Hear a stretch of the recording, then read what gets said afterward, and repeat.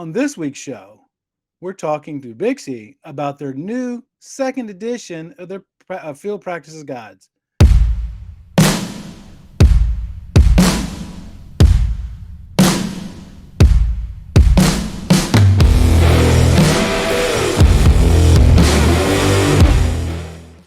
Welcome to the show where we tackle the tough questions submitted by installers, estimators, project managers, ICT personnel, and even customers. We are connecting at the human level so that we can connect the world. If you're watching this show on YouTube, would you mind hitting the subscribe button and the bell button to be notified when new content is being produced? If you're listening to us on one of the audio podcast platforms, would you mind giving us a 5-star rating? Those two simple little steps helps us take on the algorithm so we can get this message out to educate, encourage, and enrich the lives of more people in the ICT industry. Thursday nights at 6 p.m. Eastern Standard Time. What are you doing? We do a live after-hour stream where you get to ask your favorite RCDD. Of course, that's going to be me. Your favorite questions about installation, design, certification, estimation, project management, even career path questions. But I can hear now, but Chuck, I'm driving my truck home at 6 p.m. I don't want to get into an accident. You don't want to crash. That's okay. They are recorded. And then they're put on the website and kept on the channel. So you can watch them at your convenience. Also, if you happen to like the content of this show and you want to be a supporter of the show, click on the QR code right there. You can buy me a cup of tea. You can schedule a 15-minute one-on-one Zoom call with me, after hours, of course. Or you can even make a donation to the show because it does cost money to run the show. As I said, one of my most referenced books is this set of books right here. They're so used that you can see I've got them tabbed. I got the first edition. And most times people ask me questions. If I don't know the answers off the top of my head, this is my first book that I go to because this is the easy, digestible, well laid out, straight to the point. And quite often when new installers come into or new people want to get into the ICT industry and he asks me, Chuck, what can I do? This is the first thing that I recommend that they get because the price is right. And for the amount of knowledge that's in there. Well, you may not know this. BICSI revises their books every once in a while. Just a little bit. Well, they're revising it. New one's coming out. So as soon as I heard that, I had to reach out to my good friend Bob, who's on the committee talks, and I happened to also somehow manage to ring in Clarke into the show. And if you don't know who these two gentlemen are, wait till you hear who they are, because I'm telling you, these are two industry icons in our industry. So welcome to the show, Bob Hertling and Clarke Hammersley. How are you gentlemen doing? Oh, we're doing just great, I would imagine. How about you, Bob? Real good, Clarke. Clarke? Call me Clarke. I've been called many things, but Clarke and he's got way more hair than me. Oh, yeah, there's not much there, believe me. Why do you think I keep my hair shaved so tight? Doing real good. There's a reason I do that. And I tell you what was it? Was Clint Eastwood had said high speed, low drag, I think, in one of his movies? Yeah, buddy. You don't get any slicker than that, buddy. Yes. I appreciate you guys coming on the show. You may not have heard this because you were in the back studio. I consider you two industry icons because you guys done so much for this industry, and just I look up to you guys so much. Just you do so much for industry. Look at that, my thing's even messed up. I gotta fix the camera. Gotta have the name in there, right? I might even leave that in the show. You two are definitely industry icons, and appreciate all the hard work you do. And I don't remember where I heard it. Maybe it was at a BICSI conference. Maybe it's in one of the newsletters that you guys kick out. But you're coming out with the new second edition of the ICT Field Practice. I always get the name wrong, right? ICT Installation Practices Field Guide. That's a mouthful. Yep, it's a mouthful. It's a a mouthful. We should come up with an acronym for it, and then I can put it on the acronym challenge on the weekday mornings. I just call them the FGs. The FGs, that's what I call them. At least in-house I do anyway. But that could be taken wrong, though. That could be taken wrong. True. Right? Because that's very close to FNG. Yeah. Which means something else. Yeah. Right. Well, So there are other clean meetings for FG, like field goal. I mean, that's the way you see the Yeah, field goal. There you abbreviation go. Yeah. stats within the NFL. absolutely. For the two people in the industry who don't know who you guys are, I mean all two of them. Okay, why don't you guys just tell us who you are, how you got in the industry, your certifications, and kind of like build authority. We'll start off with you, Mr. Bob. Okay, I'm Bob Hertling. I've been in the industry just a little over 46 years now. My first part of it was I was a telephone technician within the U.S. Coast Guard for just about 23 years. I started out as an open wire lineman, moved into installation, moved up into supervision. When I made chief, I took over the Coast Guard's telephone training schools at their training center in New York City at the time. I did that for a little over 4 years, was writing curriculum, actually teaching classes, developing lesson plans. From there, Coast Guard put me on sabbatical, and I was in college for 2 years, earning a bachelor's degree in telecom engineering and management. From there, I went to Coast Guard headquarters. I was the telephone technician personnel manager, where I managed all of the advancement qualifications, the training overview requirements, and also some of the staffing and billeting that went on for the rating as a whole. After that, I was promoted to warrant officer. I was an electronics officer on board one of the Coast Guard ships for 3 years. And my last tour before I retired, I was in charge of a aids to navigation test laboratory at the Coast Guard Research and Development Center. Once I retired from the Coast Guard, I went to work for the Parsons Corporation. They're a global architectural and engineering firm. And I've been with them now just a little over 23 years, supporting, major projects in the transportation arena for clients everywhere as diverse as the New York City Transit Authority, the Chicago Department of Aviation, the Massachusetts Turnpike Authority, New Jersey Transit, Amtrak, and it covers the whole gamut of, communications systems, control centers, etc. I am an RCDD, and I'm also an outside plant designer within BICSI.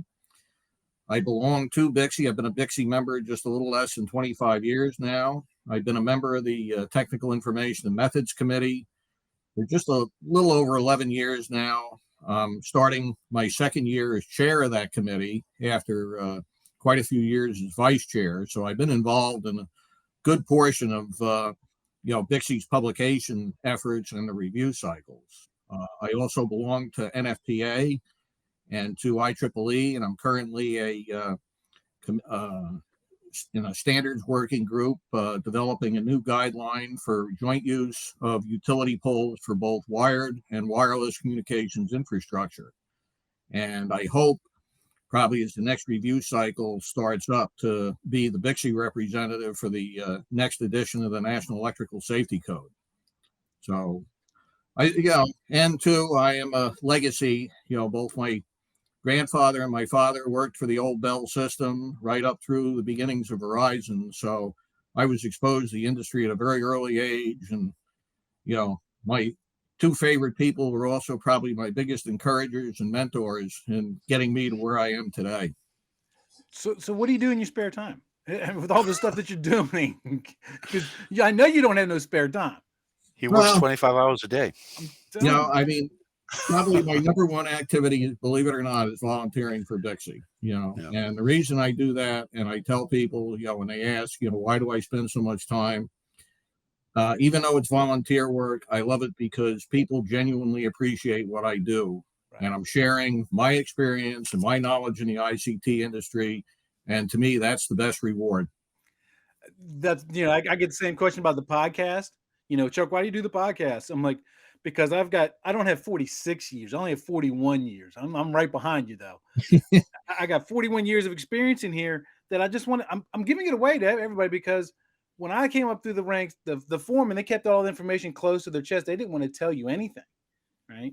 And I'm just giving it away because I want the industry to be better than the way that I found it. Right. So, Mr. Clarke. I'm sorry. I go back to, quote one of our BICSI past presidents, when BICSI had their 40th anniversary in Tampa a few years back at one of the conferences, they asked a very good friend of mine, Vic Phillips, who was in a roundtable discussion of past presidents, why he was, again, a big participant in BICSI. And he says, the industry has been very good to me, and I would like to give something back. And that's been my mantra, right from the get-go. Yep. Mr. Clarke, what about you? How did you get in the industry? Well, what's your background? Well, believe it or not, I started off in journalism. I've been a former newspaper writer years and years back for several different newspapers. And then I started working in nuclear power, and I was head of technical communications at Millstone Power Plant in Waterford, Connecticut.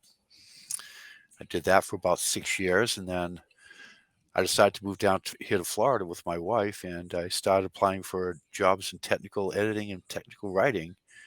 And BICSI hired me, and that was almost 20 years ago now. So, so I live in the world. It seems like of yesterday words. you just came on board with BICSI. I swear, Oh, it just geez, seems like yesterday. I'm just shy of 20 years at BICSI. Been there a long time.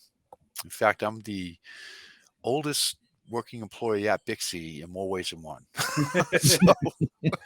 So let me summarize this and let me know if I'm wrong. Okay. So Bob, you come up with the content. Clarke, you make sure you put it in the right format and all that stuff, and it gets and make published sure it out. reads Does well. that sound about right? That's about right. We make these guys look like really, really good writers. and between us three, nobody else is listening. We all know engineers are the worst writers in the world. Yeah, they I can agree with that, but Bob's a little bit different. He's a very good writer for being the engineer that he is, and his stuff actually makes sense and requires very little editing and formatting. You know why? And this is a compliment to you, Bob, is because your background, right? You came up through the ranks. If you deal with an engineer who came, out of high school, went into college and became an engineer, and they came out, they're talking 2-3 levels above what most people in the field talk. So Exactly. You've walked the walk. You know how to put it in layman's terms. I think that's what makes Bob a good writer, even though he's very good. engineer. And he's very accurate. He's very accurate. He led up these field guides for us. He was a leader of all three of them, first editions and the second editions. He's very good at what he does. The efforts between Clarke's group, between publication staff at BICSI and our committee, it's a team effort. One doesn't exist without the other. And we've developed over the years, an absolutely, probably a relationship that other organizations would probably envy between Clarke and his staff and me and the committee. And I think we're all friends. Yeah, we're all friends first. It's more than just work. More than just working. We're all friends. We meet each other for dinner all the time and all that stuff. So, and we have the awards to prove it. In the various BICSI manuals over the last several years as well. Right. Yeah. So if you watch any of my episodes, you can go back. The podcast has been going for a little over 2 years now. 95% of my podcast, just within arm's reach, is this book, because I'm always referring to this book, because as an RCDD, after you pass that test, it's the TDMM is like 2,000 pages. Yeah. You can't remember all 2,000 pages. This is a great quick reference guide for it to find stuff easily. And so this is obviously the first edition. And like I said, either through email or somewhere, I learned that the second edition is coming out. So I guess this question is towards you, Clarke. What's the price going to be on it? They're priced to sell because I want people to have this publication so they can take it into the field and they can use it. They can put it in their back pocket, it can be in the toolbox, it can be in their glove compartment, where they can quickly reference the technical information they need out in the field, right? So they're priced at $25 for members and $30 for non-members. We sell lots of these. You wouldn't believe how many of these we sell. And I think it's a good thing because I'm more interested in people having the information that they need at an affordable price. Right. They don't have to pay almost $300 for the ITSM. They can pay $25 for a field guide. Right. And let's be honest, you're more likely to find 3 of these in a guy's truck than that big ITSM manual. Than the giant ITSM. Yeah, exactly. Right. The TDMM. Right. Yeah, exactly right. Yeah, the TDMM sets off seatbelt alarms in cars if you put it on the passenger seat. Yeah, if you got set on the seat, If you don't seatbelt yeah, it in, it'll actually, yeah. seatbelt. That's funny. That's funny. Yeah.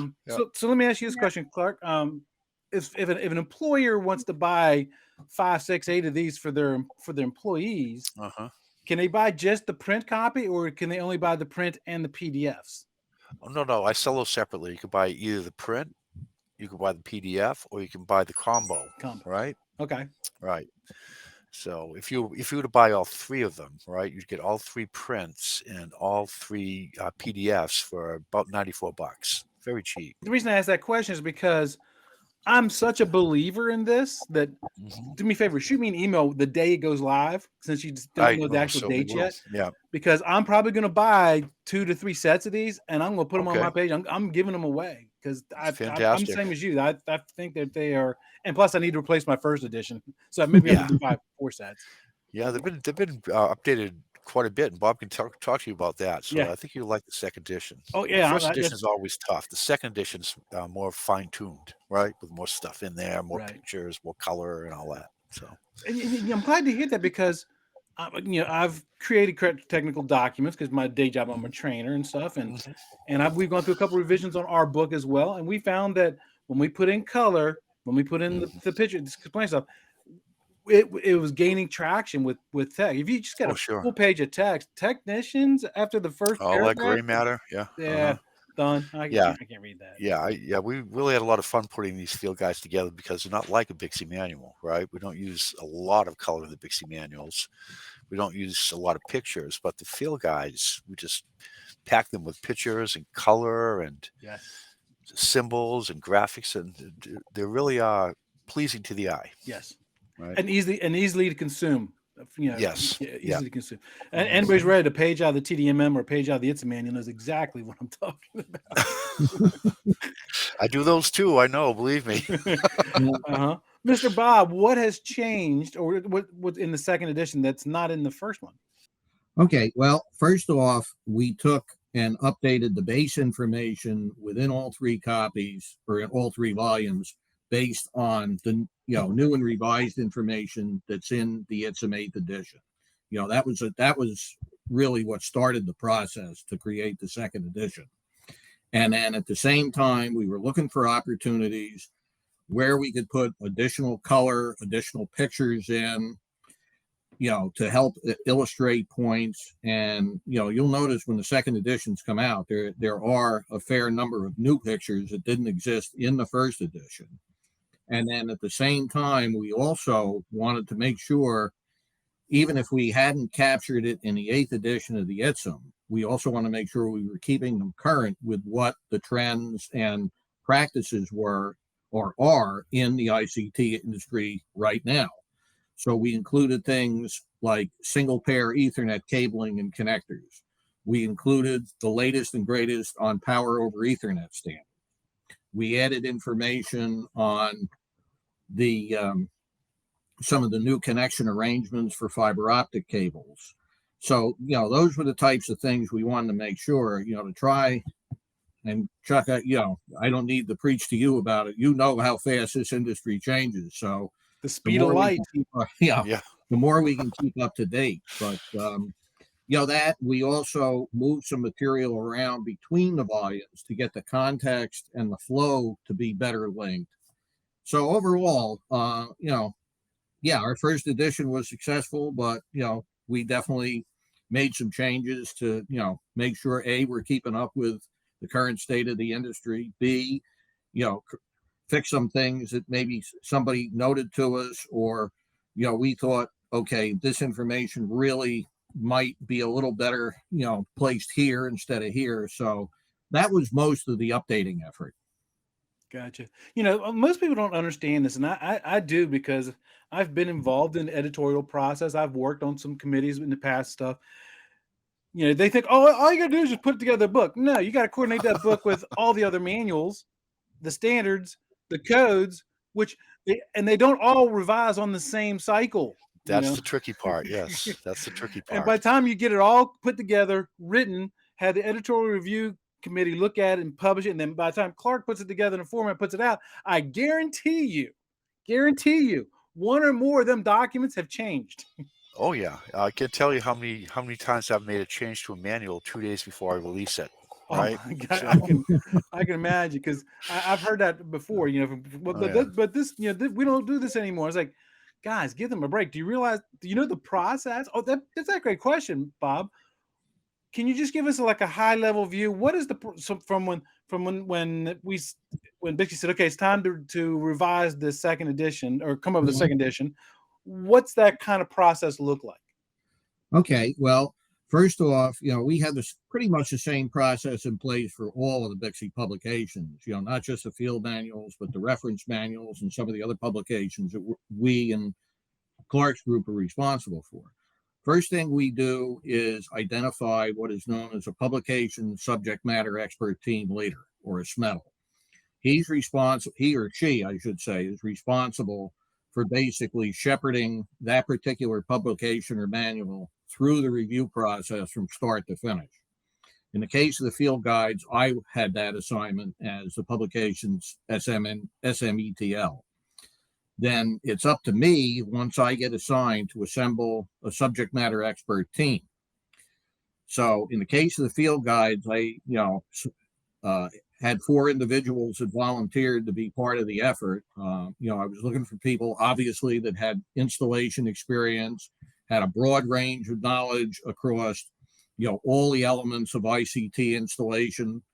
And, they were tasked with reviewing, okay, what's in the existing guides? What are candidates? What do we need to update based on the information that's in the 8th edition of the ITSM? What new and emerging technologies do we need to address? Is there any improvements we can make, as I mentioned previously, like to the flow of information? So, the review process was literally a hands-on of going through the documents, making red lines, edits, suggestions. And then, once that was done, it was up to me as the publications SMETL to say, okay, yes, we can incorporate. Well, we need to discuss this. No, this isn't really a good idea.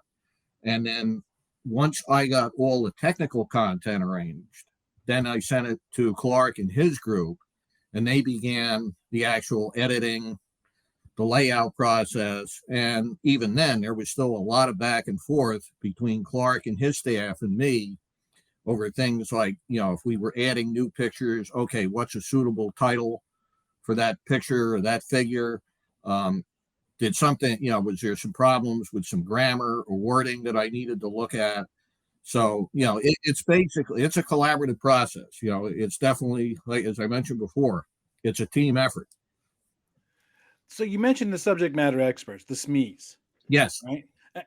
Any organization, especially BICSI, is only going to be as good as its volunteers, right? Mm-hmm. So That's exactly give right. us, without telling us who's actually are your subject matter experts, kind of give us what kind of a background to that. I mean, are these guys who just got in the industry, or are these industry veterans?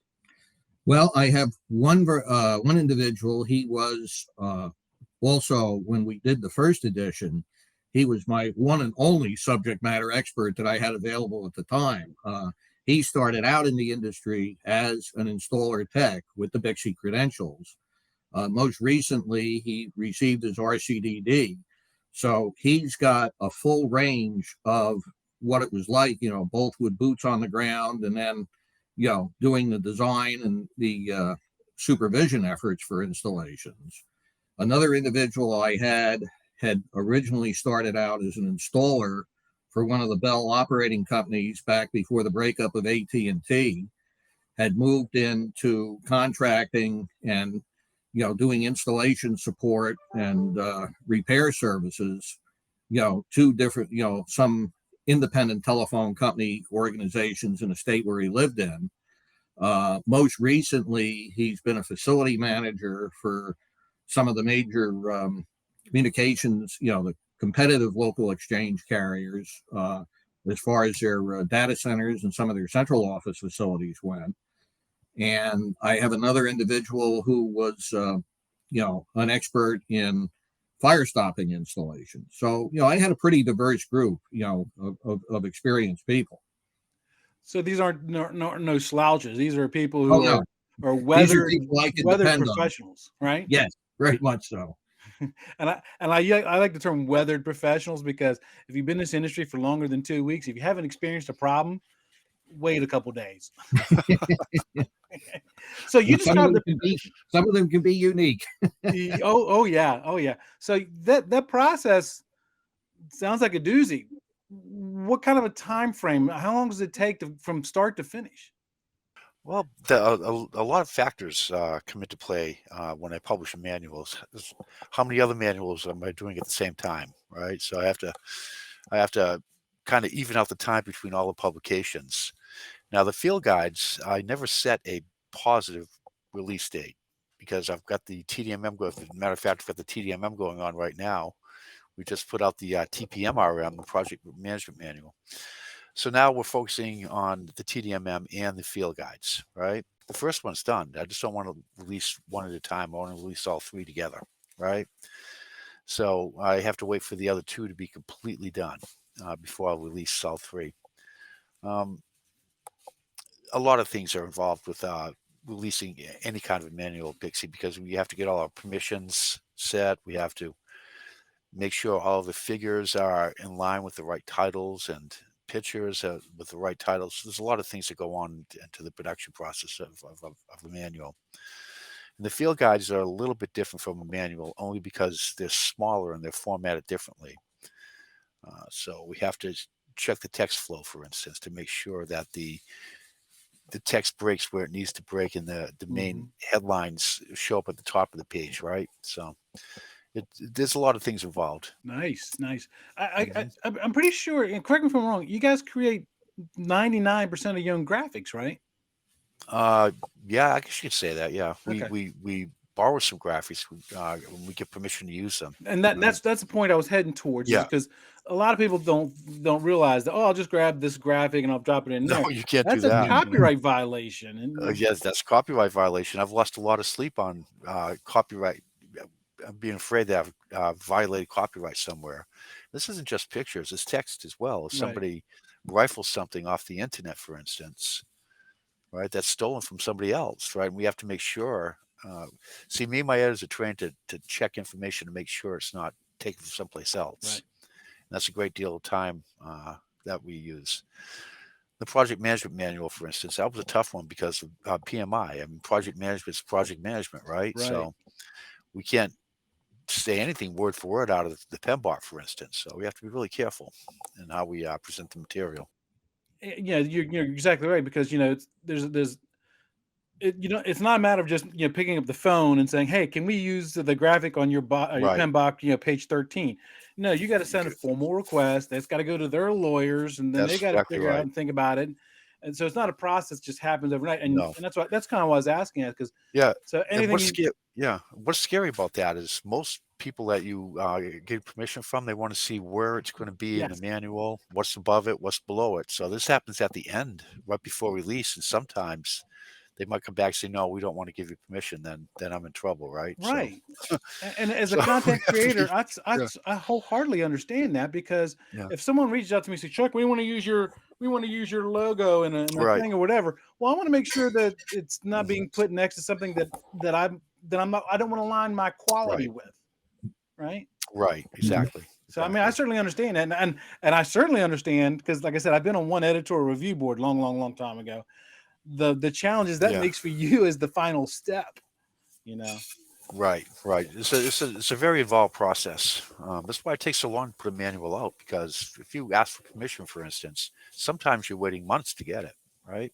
So other times you get send an email and they'll send you permission right back, which is nice, but it doesn't happen all the time. No, I hear you. I hear you. Yeah, going back to what Clark said about the timeline, one of the other things to keep in mind too is that for a lot of BICSI's publications, and even for a lot of the other, efforts that go on, it's done by volunteers, and these are people that are fitting this work around their personal lives or work lives, and honestly, I have to say, we have an extremely dedicated group of individuals to do what we do in preparing, and creating these publications, and, throughout the rest of the organization too, whether it's credentialing, whether it's the the training, the standards work. This is a lot of this. I don't want to say all of it, but a good portion of it is done by volunteers. Right. Right. So let me ask you this question, Bob. I've already told you I use these things multiple times a week. I'm an RCDD, BICSI technician, 4 decades of years experience in this field, right? So my understanding is a little bit more complex, a little more involved. Could an apprentice benefit from a copy set of these books as well? Oh, absolutely. Mm-hmm. Reason being, and as you said originally, Chuck, one of the approaches you took was, if you have somebody that is just getting started in the ICT industry and they're looking to see what's involved in it, field guides are a perfect example to show them, okay, here's the nuts and bolts, here's all the pieces, parts, here's what's involved in installing them. And by the way, not only what's involved, but the right way to do it. And, this will give you some exposure. It may not, give you the hands-on, but at least it'll go through some of the processes and the tools, materials involved, and, some of the constraints you have to deal with, safety issues. So, and I think the field guides are valuable for anybody. I find them useful for me, even as a senior designer. There's Right. times, more than a few times, I'll go back and say, wait a minute, I need to check on something. And the field guides are usually my first stop. They're my first go-to before even unless it's something design related question that I don't think I would find in there. They're my first set of books I go to all the Yeah. time. Mm-hmm. No, and I mean, even for somebody that's doing, inspections or, acceptance testing or anything like that, where, you may be a senior individual, but you have the responsibility. Okay, was it Right. installed correctly? Do I see anything? We can say yes. You can tell a client the work is complete.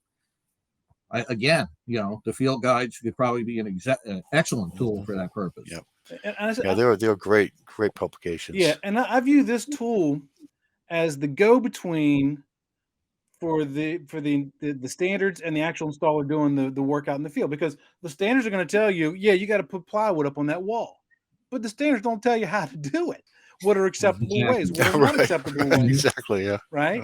So if you go to the field guide set, it tells you, 3/4 inch, a galvanized screw is 3/4 inch longer than the thickness of the gypsum board in the drywall, and use toggle bolts or fender washers, 2 inches away from the edge. Right. I'm not going to quote the whole thing out of the top of my head, but so it tells you how to do it. And the reason I say that is because, and I won't say who did this because I don't like calling people out, but I saw a video, TikTok video, 2 months ago where somebody was anchoring a piece of plywood to a wall with drywall anchors.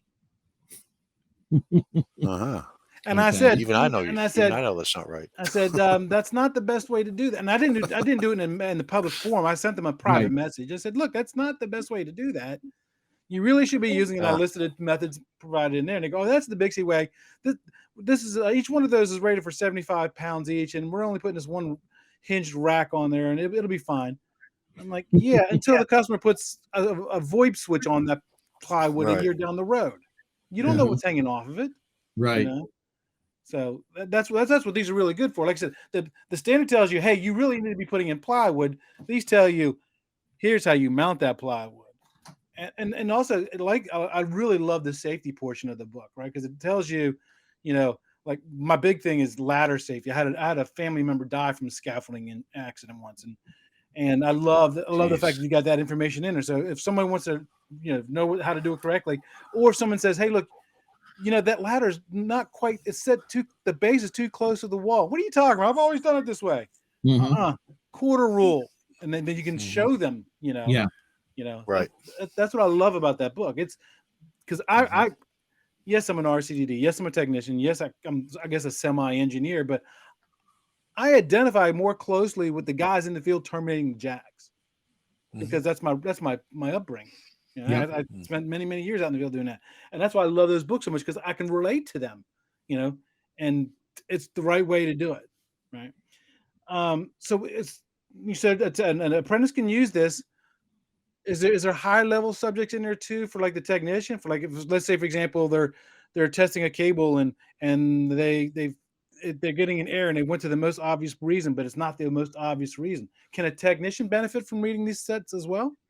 Yes, I would think so, Chuck, because again, we used the ITSM 8th edition as a lot of the basis. So when we had troubleshooting both in the fiber and the copper field guides, we went through, okay, here's probable causes, and rather than just say, okay, if it's not painfully obvious, maybe here's some other things you want to think about. Yeah. Oh, absolutely. So, yes, as I say, I think it covers the gamut. I think there's any number of people that can, benefit from this. And I think it goes back to what I said about, uglies initially at the beginning, of our talk here, is that, I don't know hardly anybody in the electrical industry that doesn't have a copy of it, starting with the apprentice right up through the engineer, just because of the value it provides when you need that information at your fingertips. Right.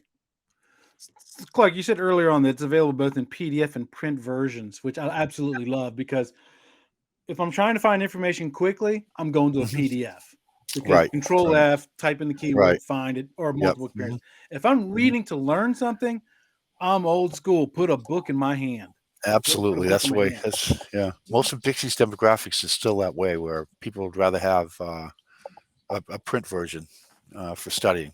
Right. So let me ask you this question, because most technicians out in the field, most apprentices, most I got to really be clear here. You have apprentices, installers, and technicians. Most of your field level guys don't necessarily run with a laptop with them. So if they have the PDF version, can they access that off a smartphone or tablet and read it as well? Yes, you can. Nice. Yep. They are. You can open them up on smartphones, tablets, browsers. They're available in all different formats. That's a game changer there, because most installers in the field are going to have some kind of a smartphone. Yeah. And I you said this earlier, but for the life of me, I can't remember off the top of my head. Would you say it was going to be priced at? What, the field guides? Yeah, the field guides. The member price is $25 per guide, or $30 if you're a non-member. Okay, so for under $100, they get a good chunk of knowledge. Try getting spending $100 and getting this amount of knowledge somewhere else. You just ain't gonna do it. Well, like I said, when I set the price for those, I said I really want people to have these in their hands. They need this information to go out into the field, do the tasks safely, do them correctly. So I didn't want to put them out of the reach of a lot of people either. So I just said, okay, we'll just make it up in volume, and we have. Yeah, trying to determine the price of something is a complex. Is it a push or a pull? And there's all kinds of there's many factors go in there. It is, yeah. And just a lot of people don't. Oh, sure. A lot of people think it's cost plus. No, it's not. Yeah, it's way more. Cost of goods sold, and all that stuff. Oh, we have to figure out all of that stuff. Reaching back into my marketing days in school now. Yeah. Thank God I don't do much of that anymore.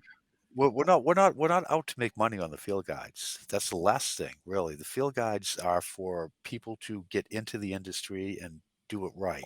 You want to be an installer, you want to be a technician, get the field guides. They're easy to read, they're not expensive. It gets them into the field, right? It gets them into the whole ICT world, right? Yeah, you hit a good key point that I don't think I've ever said, but I've known it, but I've never verbalized it. Reading those books is a lot easier than reading the ITSM manual. Oh, absolutely. Reading those books is a lot easier than reading the TDMM. And I can tell you what, exactly. The code book, don't even compare.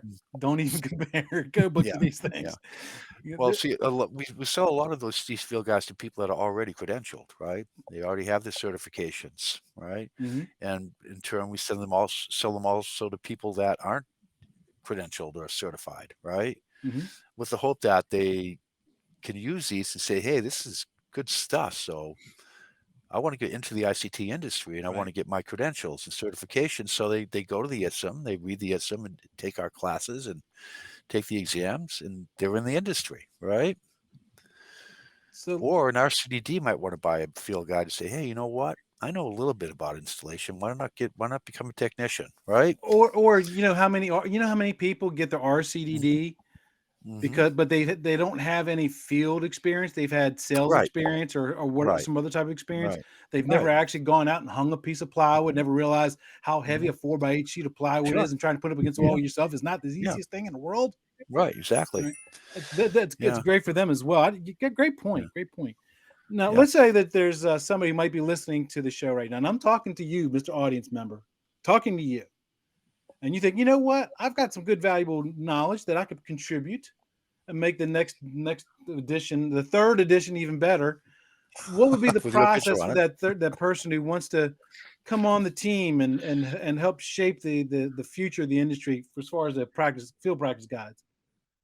That's an excellent point, Chuck. We are always looking for subject matter expert volunteers. The process is relatively simple. If you go to the BICSI webpage, and there's a section in there for all of the BICSI working committees, and you can read what the committee does. In our case, it's the Technical Information and Methods Committee, or TINM for short.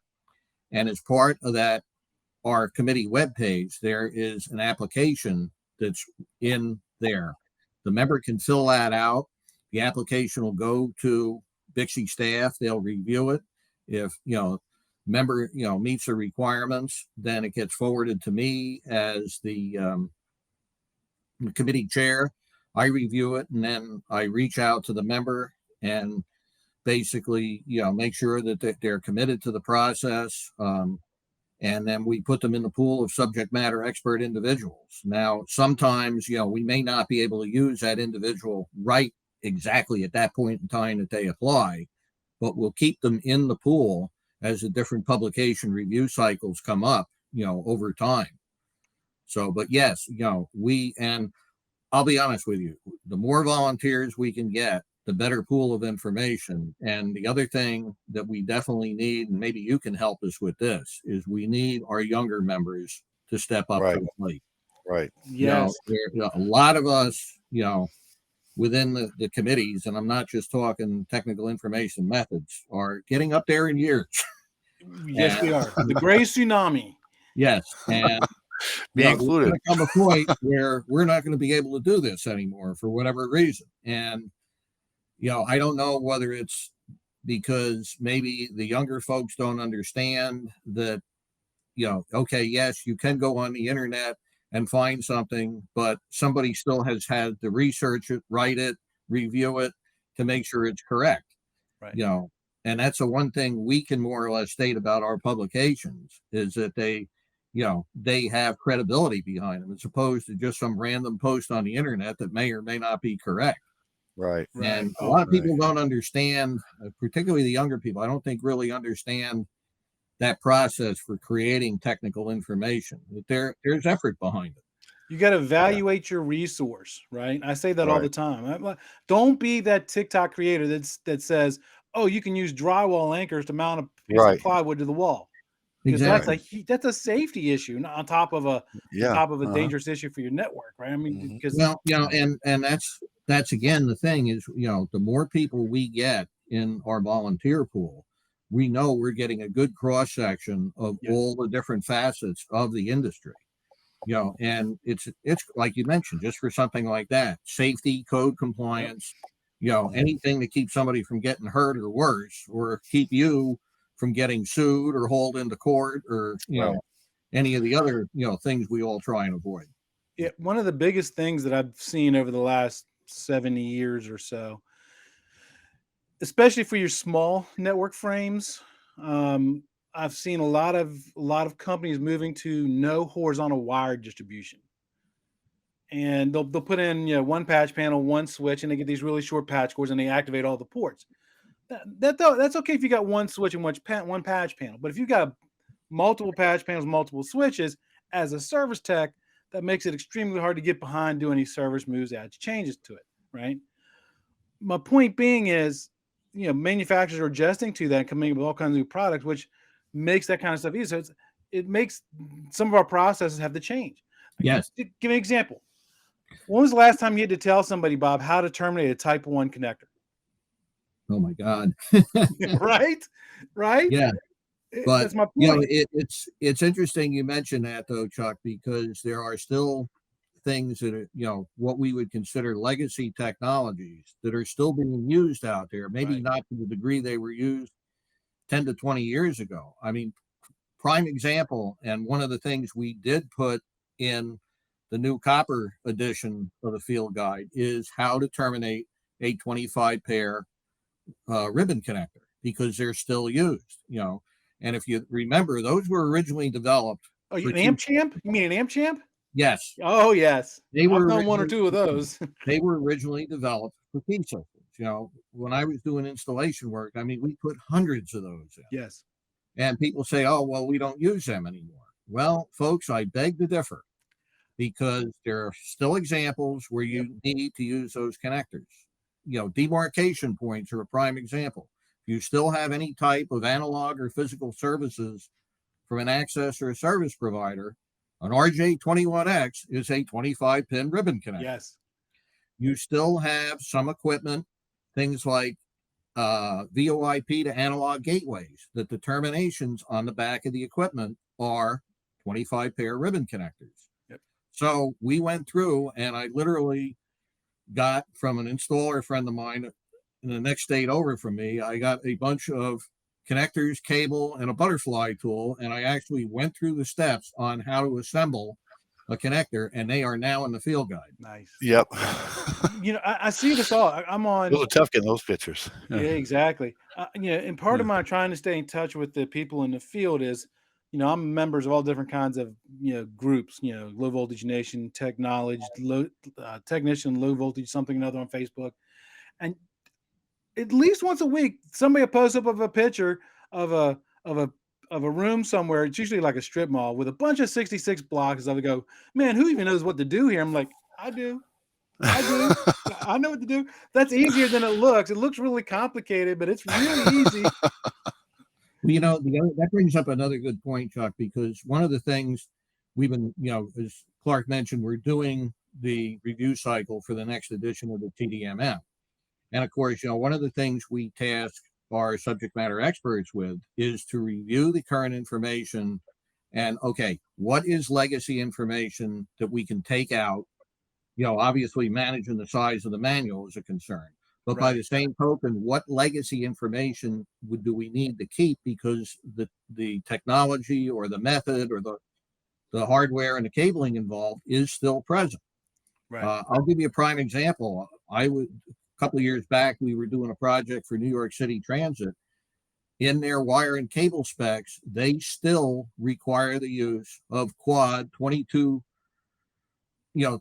gauge station wire for some of their telephone installations. Huh. Now, when was the last time you've seen that? A long time ago.